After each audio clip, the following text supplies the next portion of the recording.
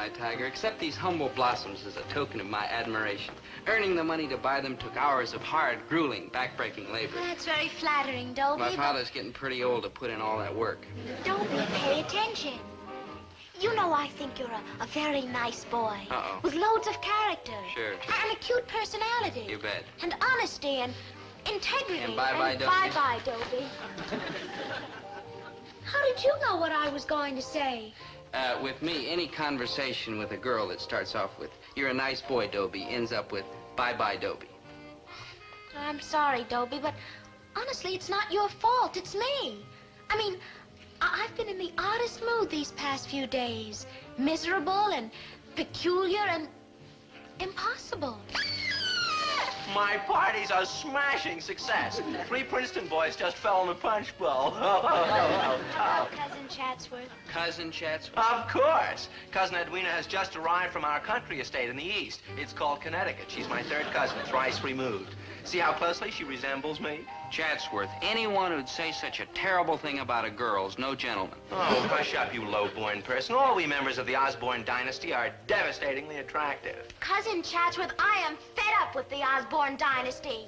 Bite your tongue, Edwina. Great-great-grandfather Fiscal J. Osborne might hear you from that big board of directors meeting in the sky. I don't want to see another yacht or limousine or butler as long as I live. Our idle kind of life has no meaning. No substance. No substance? Girl, have you seen my bank book lately? Oh, who cares about money? What I'm searching for is a life with meaning. Plain and uncomplicated and terribly, terribly simple. You rang? This is it. This is what I've been searching for. Could anything be more simple or earthy?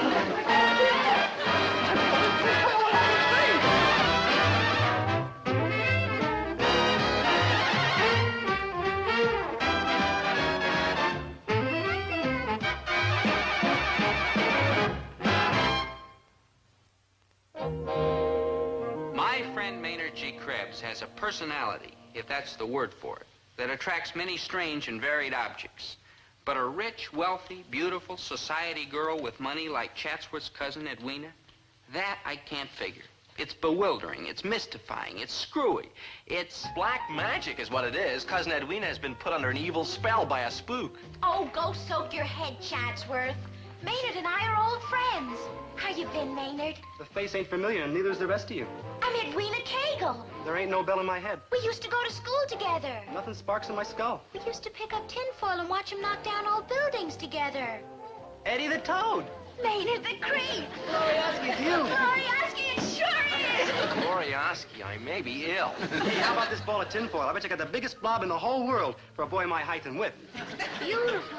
Well, it's not beautiful. Handsome, maybe, but not beautiful. It's a gas. Yeah. Hey, Eddie, there's something different about you. I mean, you changed. Oh, I got it. What? You're a girl. Maynard, I was always a girl. Yeah, but the way you used to look, I mean, who'd notice? Man, those were the days, huh? Yeah, they were the wildest. Like the most. Like the gas. Resist, terminate, Cousin Edwina. You are throwing mud on the fair name of Osborne. Oh, Chatsworth. Hey, Maynard, remember how we used to walk along the fences down by old Mrs. Clower's woodshed? Stop! I order you to stop. And you walking better than anybody. But you fell off better than anybody. Down, you old. Stop! Hey, look, Edwina, I'm not even falling off once. Yeah. You're not supposed Maynard! Maynard! Maynard!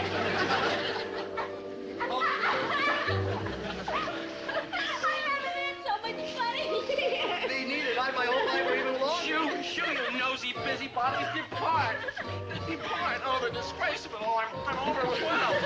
Maynard, wouldn't it be wonderful if we could live those days over again and do all the things we used to do? What do you mean used to do? I'm still doing them. No kidding? No kidding.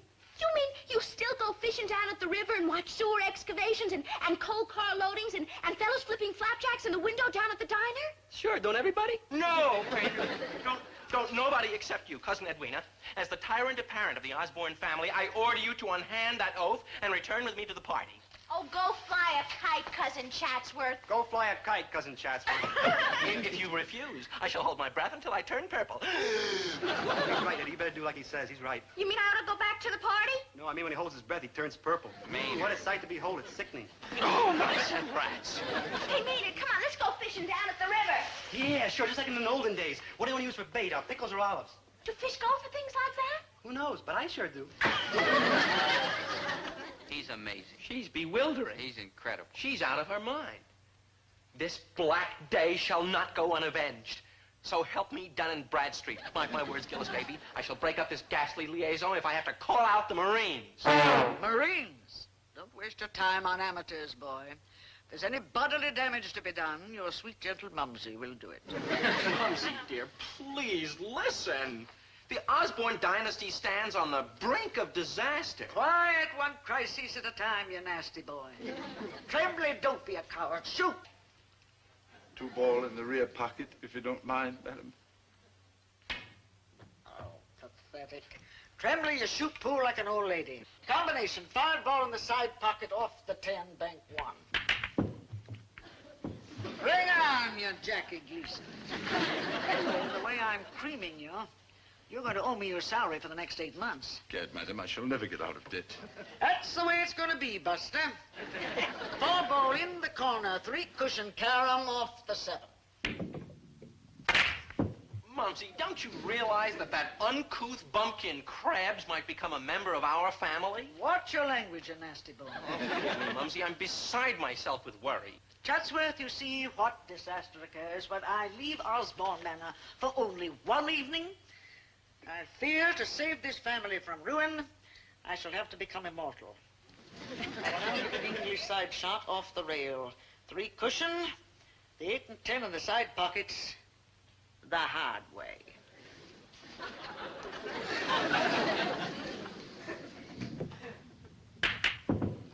Woe is me, madam. Woe is me. I shall think up a way out of this myself. Something remarkably clever and ingenious. You, Chatsworth? Oh, come now. I have it. We shall have this scoundrel deported. Oh, Mumsy, we can't. He was born in this country. How un-American. And I shall never again be able to hold my head up at any self-respecting grouse shoot. Oh, simmer down, Chatsworth. I have a simple but brilliant plan. Now, hear this. I shall order this Krebs person to report to me immediately at Osborne Manor. Then I shall have a face-to-face talk with him. And I just remembered what his face looked like, and I withdraw that simple but brilliant plan. Mumsy, don't surrender. Surrender, huh? No, this merely means I will have to bring in the heavy artillery. Mumsy, you mean? You bet your boots I mean money. Oh, Mumsy, money can't do everything. There you go with that foul language of yours. You nest. Hark! I understand. We shall bribe Maynard G. Krebs to stay away from Cousin Edwina. Right. You see, there is a smattering of something rattling around in that empty head of yours. 2 off the 4 straight ahead. I now own your house, your car, and your refrigerator. See that you have them here first thing in the morning. I cannot stand a welcher. Here's Master Home, madam. Come, boy. No further dilly-dallying. We will have to find this Krebs character. Every creature has his price, man, woman, or beast. He must have his place there somewhere.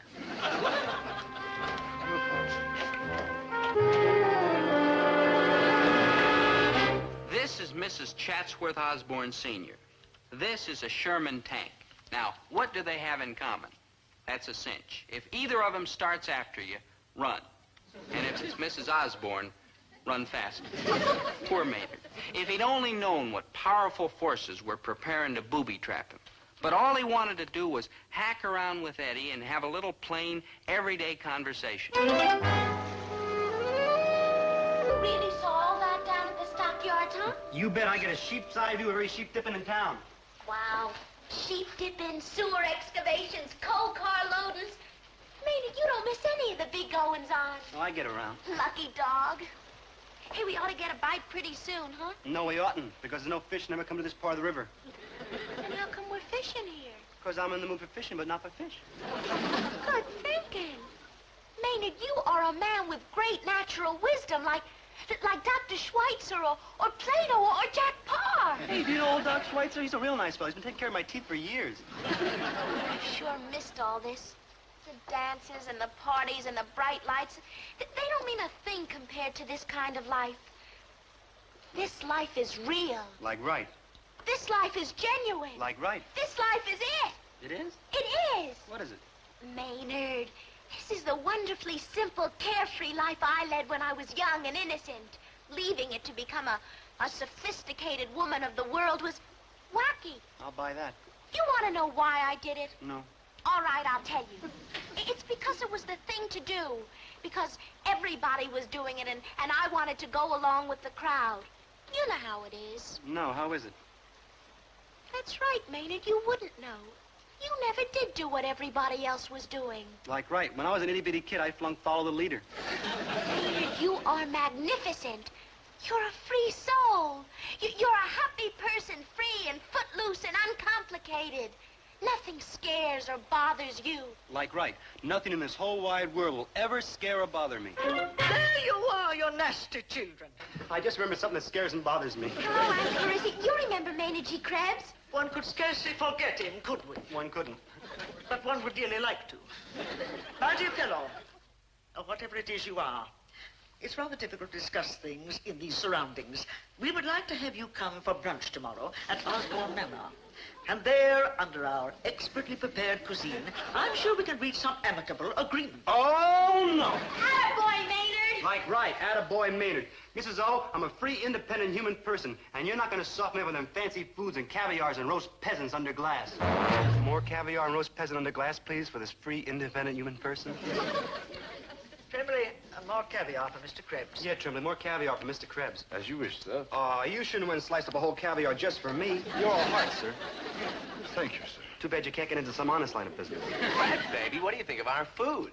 Our chef comes to us directly from Paris. Ooh, man, he must get up awful early in the morning to catch the bus. Mr. Krebs, now that you are partaking of our incredibly generous hospitality, you must understand there is a price for this meal. Oh, sure, I dig.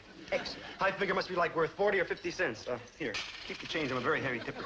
Many do. We do not charge for meals at Osborne Manor. Oh, man. What time's breakfast tomorrow? Mr. Krebs, we are merely asking for your cooperation in settling this matter between you and my niece Edwina. Oh, she's an all right kid. You ought to see her unhinge her jaw and crack walnuts between her back teeth. Fascinating. Mr. Krebs, to be perfectly blunt, we feel that this relationship is a mistake. To be perfectly blunt, we feel it's a disaster. To be perfectly blunt, could I have some more roast peasant? Oh, of course, you may have anything you want, only let us not drop the subject. And let us not drop the roast peasant. Krebs, baby, we are prepared to pay you a substantial sum if you will agree to stay away from Cousin Edwina. Now, what is the least amount of money you will consider? What is the highest amount you will offer? Will you consider $200? Sure, I'll consider it. Bully. But I won't take it. What about 300? Look, Chatsy, Mrs. O, I won't take no amount of money. That ain't what I'm after. Oh, clever boy. You are no doubt concerned with the tax situation. Tax situation? Me? Oh, come now. Very well. In lieu of cash, we shall give you a superb imported hi-fi set.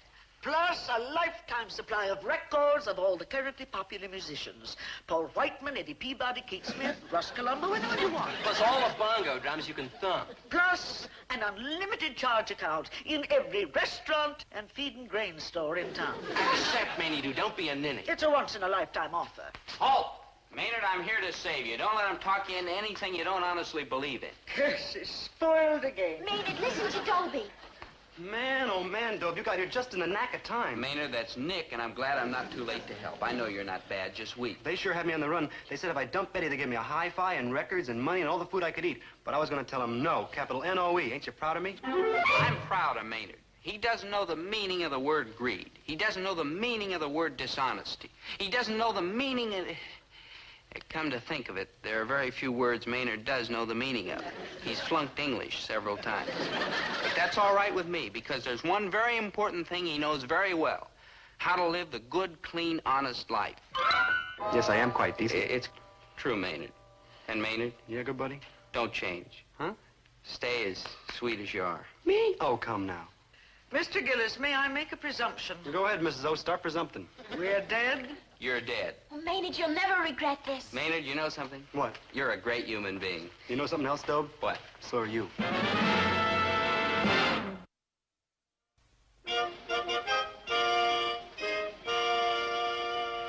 Six ball in the side pocket, 4 and 9 in the corner off the 3. Mumsy, please listen. Oh, Tremblay, stop crying. If there's anything I cannot stand, it's a poor loser. Come on, Tremblay, set him up. The stakes this time will be all you owe me against the pitiful remnant of your bank account. Must I, Matt? You must. Mumsy, I'm afraid that if Cousin Edwina wants this oaf Krebs, we shall have to accept him with typical Osborne sportsmanship. Ah, yes. I suppose you're right. All right, Chatsworth, I shall face this tragedy bravely and decently until I can think of an idea to square him out of it. Oh, hip, hip, hooray, Mumsy. After all, the Osbornes have survived the blizzard of '88, the stock market crash of '29, and my disputed loss of the National Pool Championship to Willie Hoppy. Certainly we can survive Maynard G. Krebs, can't we? Of course we can. Now, first, we will make this derelict more acceptable by at least giving him the appearance of a gentleman. Maynard G. Krebs? Maynard G. Krebs? Maynard G. Krebs. Maynard G. Me? You gotta be kidding. You're right. I've got to be kidding. You are impossible. Well, we all gotta be good at something.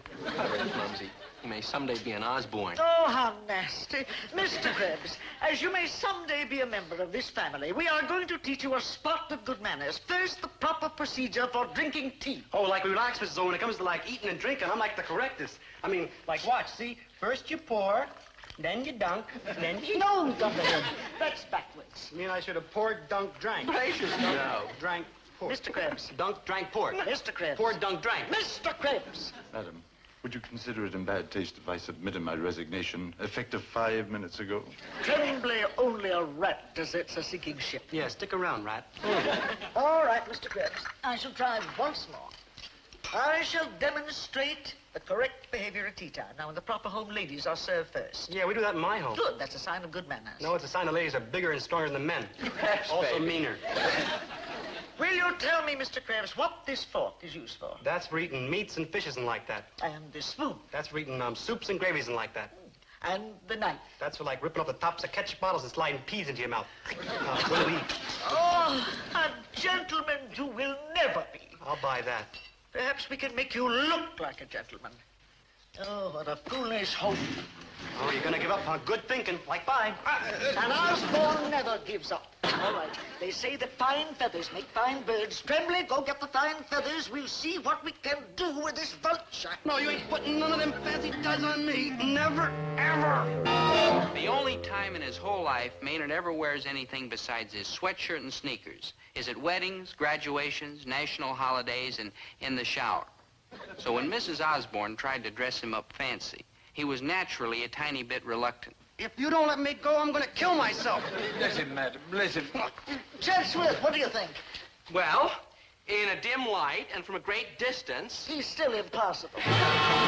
All right, so it took a while for Maynard to accept the idea of wearing classy outfits. But Rome wasn't built in a day, and Maynard's resistance was getting weaker. I'm gonna kill myself and take everybody with me. Oh, let go. I'm gonna give you such a kick in the bonza. No offense, Mrs. O. Ooh, I'm gonna go down fighting. Remember the Maine.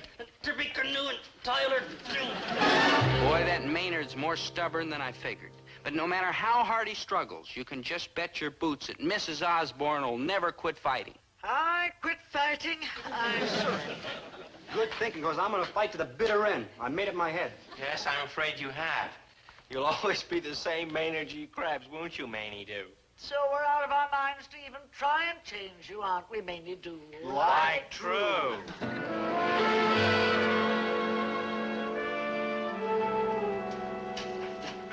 Hi, Maynard. Where you been?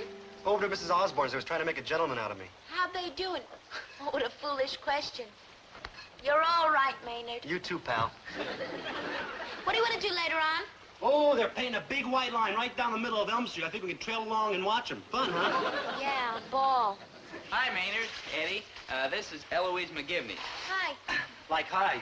Like hi, Dobe. Like hi, girl. You want to help me dig for worms? Thank you, no. Maynard, we're on our way over to the sophomore hop. Would you and Eddie like to come along? A dance? Surely you jest. What's the social event of the year with a big orchestra and everything?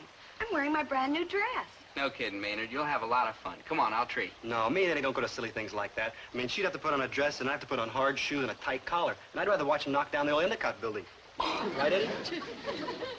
Right, Maynard. Okay, Maynard, but if you change your mind, we'll be over at the Peabody Lounge. Come, my great tawny animal. I can hardly wait to hold you in my arms while we dance the night away. Oh, Dobie, I've never heard a boy speak as sweetly as you do. You have. Ain't that a joke? Wanting us to go to a hard shoe dance? Yeah. That's one thing I ain't never gonna do. Never? Like never. Well, someday we might want to just go in and see what it's like, huh, Maynard? Girl, you flipped altogether? I know we don't want to do anything like that now, but who can tell how we'll feel in a few months or a year, maybe? I know how I'll feel a year from now, even 50 years, the same way I feel now. Again. You mean in 50 years we'll still be doing what we're doing now? Like true. It's the greatest. Maynard. Oh, I know what you're thinking. In 50 years, the old Endicott building will be all knocked down. But don't you worry your head about it. There'll be new buildings that'll be knocked down, and they'll let us watch it like very friendly. And See. they won't have the same sheep to dip, but they'll have new sheep to dip. That's nature. Man, what a life. You just mark my wordings, girl. In 50 or 40 years from now, all them other cats are still gonna be wasting their time dancing and gallivanting. But not me and you. No, sir. By then, we might be oldish and grayish and creakyish in the joints, but man, we're gonna be doing like big important things, like collecting the hugest ball of tinfoil in the whole western stratosphere. Just think of it. By that time, it ought to be finished and gigantic. Man, Glorioski, that's what I call progress. Not hacking around with foolishness like getting dressed up in hard shoes and dresses and neckties and socializing your life away. Oh, Maynard, couldn't we go out and dance just a few steps, please? We ain't got the time. We gotta go watch them knock down the new Endicott building. And after that, we gotta go to Elm Street and watch them paint the white line down the middle of the road. Oh, the old one's getting pretty faded. It's been there dang near 50 years.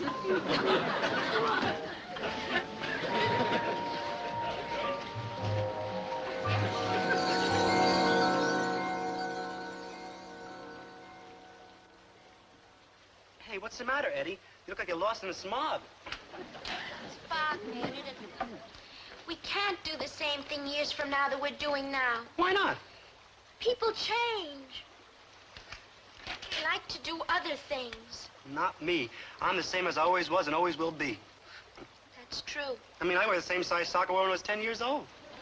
Maynard, you're a remarkable person. Like truth. You're sort of like a Peter Pan.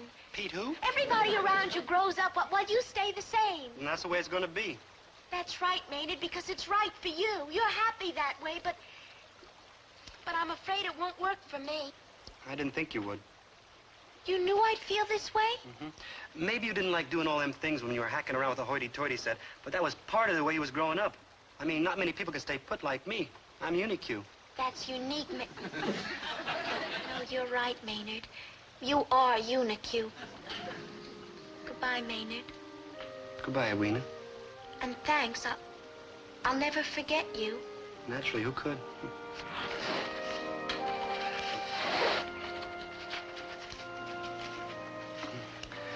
Man, I hope the fish ain't biting, because I sure do feel like a hamburger.